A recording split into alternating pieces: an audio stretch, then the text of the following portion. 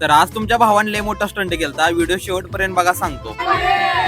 तर आज होती रंगपंचमी म्हणून मी गेलतो गावात. तेवढ्या तिकडे पोरापोरांची लागली भांडणं. हे काय म्हणते बघा मग. दगड नको रे, दगड नको.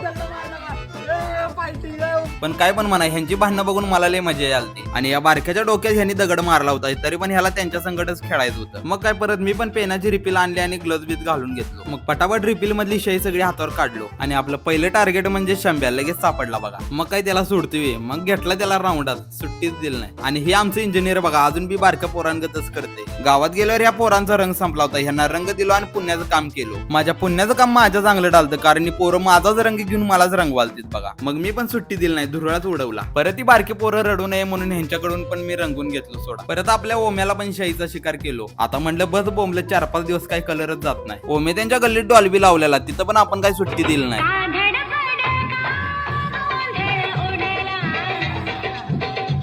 नाचून नाचून लयच दम भरलेला. मग काय आपल्या निलेश भाऊनं थंडाईचं नियोजन लावलं होतं. मग काय गेलो थंडाई प्यायला. थंडाई गरगरीत पिली, सुट्टीच दिली नाही. थंडाई पिल्यावर पोरं काय म्हणतात बघा.